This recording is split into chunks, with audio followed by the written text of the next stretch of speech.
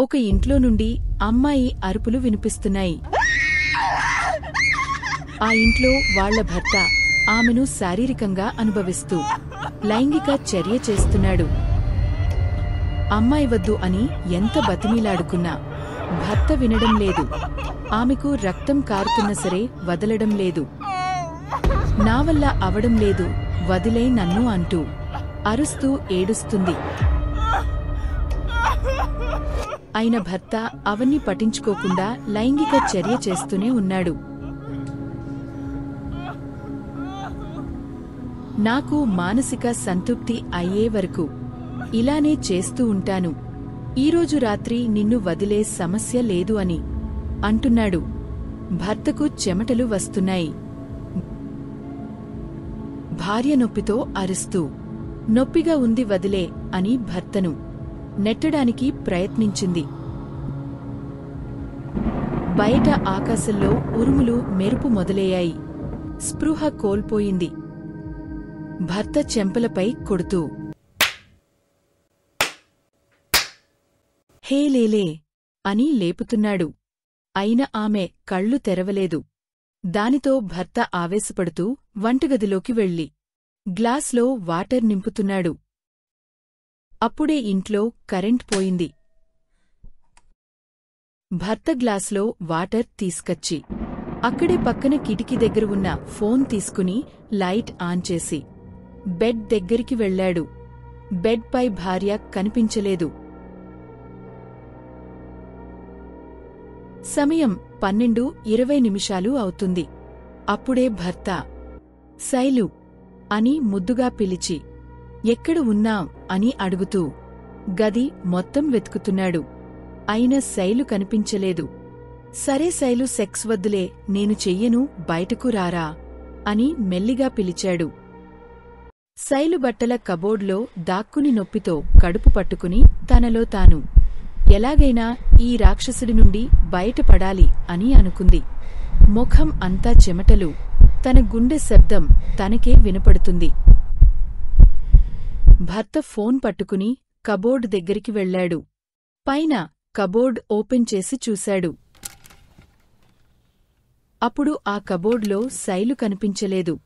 కింది cupboard open చేసి చూడటానికి వంగుతూ ఉండగా అప్పుడే ఎవరో తలుపు కొడుతున్నట్టు వినిపించింది. ఆ తలుపు శబ్దం విన్న శైలు తనలో తాను ఎవరో వచ్చారు అని అనుకుంది. భర్త ఎవరు అని చూడటానికి షర్ట్ వేసుకుని మెట్లు దిగి తలుపు తీసి చూశాడు. ఎదురుగా గొడుగు పట్టుకుని పక్కింటి ఆంటీ నిలబడి ఉంది. ఆ ఆంటీని చూసి చెప్పండి ఆంటీ, ఏమైంది అని అడిగాడు. రుద్ర, మీ ఇంట్లో క్యాండిల్ ఉంటే ఇవ్వు. సమయానికి షాపులు కూడా ఓపెన్ లేవు. కాస్త ఉంటే ఇస్తావా? ఇంట్లో చిన్నపిల్లలు ఉన్నారు, భయపడుతున్నారు అని చెప్పింది ఆంటీ. సరే ఆంటీ, చూస్తాను, వర్షం పడుతుంది, ఇంట్లోకి రండి అని చెప్పాడు రుద్ర. పైన శైలు కబోర్డ్లో నుంచి మెల్లిగా బయటకు వచ్చి నిలబడి నొప్పితో తన ఫోన్ వెతుకుతుంది. ఫోన్ దొరకడంలేదు. చీకట్లో తన దగ్గర లైట్ కూడా లేదు. రుద్ర వస్తాడు అనే కంగారులో ఫోన్ వెతుకుతూ ఉండగా పక్కనే ఉన్న కిటికీ నుండి తప్పించుకుందాం అని కిటికీ దగ్గరికి వెళ్లి కిటికీ తలుపులు తెరిచి కింది చూడగానే తనకి భయం వేసింది. వామ్మో అంటూ భయపడుతూ కిటికీ నుండి దూరంగా జరిగి ఏం చేయాలి అని ఆలోచిస్తుంది. అప్పుడే కింద రక్తం కారుతుంది. అది ఆమెకు కనిపించడం లేదు చీకట్లో. కాని నొప్పి పెరుగుతుంది. నొప్పిని అదుపు చేసుకుని కడుపు పట్టుకుని ఎలా తప్పించుకోవాలి అని ఆలోచిస్తుంది. అప్పుడే కింద శైలు పడుకుందా అని అడిగింది ఆంటీ. అవును, ఆంటీ పడుకుంది. తన ఆఫీసులో పని ఎక్కువైందట, తల నోస్తుంది అని పడుకుంది అని చెప్తూ క్యాండిల్ వెతుకుతున్నాడు. అప్పుడే పైన నుండి ఏదో పడిపోయినట్టు శబ్దం వచ్చింది. రుద్ర, ఆంటీలు తలపైకి లేపి చూశారు. ఏం శబ్దం అది రుద్ర అని అడిగింది ఆంటీ. రుద్ర తడబడుతూ ఏం లేదు ఆంటీ, శైలు నిద్ర లేచినట్టు ఉంది, చీకటి కదా, ఏదైనా పడేసినట్టు ఉంది అని చెప్పాడు. ఆంటీ పైకి చూస్తూ ఏం భయపడకు శైలు, కాసేపు ఆగు, రుద్రపైకి వస్తాడు అని చెప్పింది. ఆంటీ మాటలు విన్న శైలు ఆంటీ దగ్గరికి వెళ్లి తప్పించుకుందాం అనుకొని మెట్ల దగ్గరికి నొప్పితో మెల్లగా నడుస్తుంది. మెట్ల దగ్గరికి శైలు వచ్చేసరికి రుద్రకి క్యాండిల్ దొరికింది. ఇదిగో ఆంటీ క్యాండిల్ దొరికింది అని ఆంటీ చేతికి క్యాండిల్ ఇచ్చి, త్వరగా వెళ్ళండి, ఇంట్లో పిల్లలు ఉన్నారు కదా అని అన్నాడు.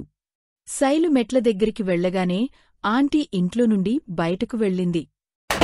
రుద్ర తలుపువేసి శైలు వస్తున్నాను అని అంటూ పైకి వెళ్తున్నాడు.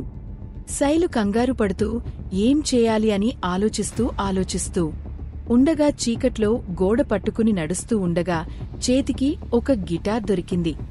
రుద్ర పైకి వస్తుండగా ఫోన్లో ఛార్జింగ్ అయిపోయి స్విచ్ ఆఫ్ అయింది. రుద్రాకి చిరాకులేసింది. శైలు ఎక్కడ ఉన్న దగ్గరికి రా అంటూ పై గదికి వచ్చాడు. శైలు తలుపు చాటుకు గిటారు పట్టుకుని నిలబడి దాక్కుంది. రుద్ర గదిలోకి వచ్చి శైలు ఎక్కడు ఉన్నా, రా అమ్మా, టైం లేదు, ఈరోజు ఎలాగైనా ఇద్దరం స్వర్గంలో మునిగిపోవాల్సిందే అని అన్నాడు. చీకట్లో శైలు రుద్రాను గిటారుతో కొట్టింది. గిటార్ రుద్రకి నడుములో బలంగా తాకింది. అప్పుడే కరెంట్ వచ్చి లైట్స్ ఆన్ అయ్యాయి. కింద పడిపోయాడు రుద్ర. కోపంతో రుద్రాను చూస్తూ శ్వాస తీసుకుంటూ, ఏంరా నువ్వు అసలు మనిషే కాదురా, నాకు ఎంత నొప్పిగా ఉన్నదో తెలుసా అని అంటూ మళ్లీ గిటారుతో తలపై కొట్టింది. రుద్ర కదలకుండా నేలపై పడిపోయాడు. శైలు బ్రతికి ఉన్నదో లేదో అని గుండెలపై చేతుపెట్టి చూసింది. గుండె కొట్టుకుంటుంది. రుద్ర లేసేలోపే ఇంట్లో నుండి బయటకు వెళ్దాం అని నొప్పితో మెల్లిగా వెళ్తుంది. తలుపు దగ్గరికి వెళ్లి తలుపు తీయడానికి చూస్తే తలుపుకి తాళం వేసి ఉంది. వంట గదిలోకి వెళ్లి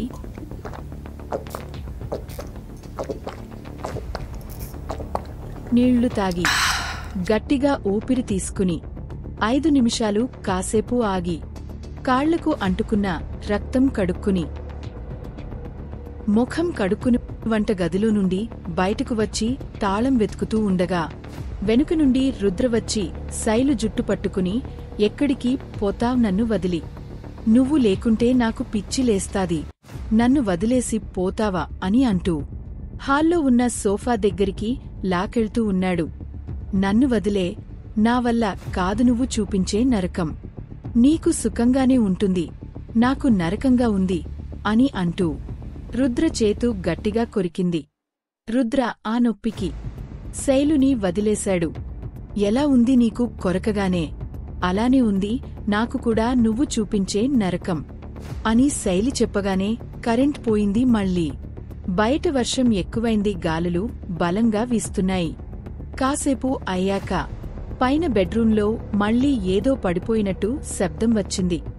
రుద్రా రా శైలు అంటూ గట్టిగా అరుస్తూ, పిచ్చి లేస్తుంది రా, లేకుంటే మళ్ళీ వేరేలాగా ఉంటది దొరికితే అని అంటూ పైకి వెళ్లి చూశాడు. కిటికీ దగ్గర ఒక పిల్లి కూర్చుని ఉంది. అప్పుడే కరెంట్ వచ్చింది. గదిలో అక్కడే ఒక బెడ్ ల్యాబ్ పడి ఉంది. శైలు మెల్లిగా వంట గదిలోకి వెళ్ళింది. అప్పుడే శైలు చేతికి కత్తి దొరుకుతుంది. ఎలాగైనా వాడికి అంగం కోసేయాలి అనంత కోపం వచ్చింది. చేతిలో కత్తి పట్టుకుని వంటగదిలో ఉన్న ఏం చేయాలి అని ఆలోచిస్తూ ఉండగా కారపొడి ఆలోచన వచ్చింది. కారపొడి కోసం వెతుకుతుండగా చేతికి తాకి ఒక డబ్బ కింద పడిపోయింది. ఆ శబ్దం విని రుద్ర వంటగదివైపు పరిగెడుతూ వస్తున్నాడు. శైలు ఒక చేతిలో కత్తి పట్టుకుని కారపొడి వెతుకుతుండగా అప్పుడే రుద్రవంట గదిలోకి వచ్చి గుమ్మం దగ్గర నిలబడి, హహ దొరికావు అని అన్నాడు. అప్పుడే శైలుకి కారం పొడి డబ్బా దొరికింది. దొరికింది అని అంటూ కారం పొడి డబ్బా మూత తీస్తుండగా రుద్ర దగ్గరికి వస్తున్నాడు.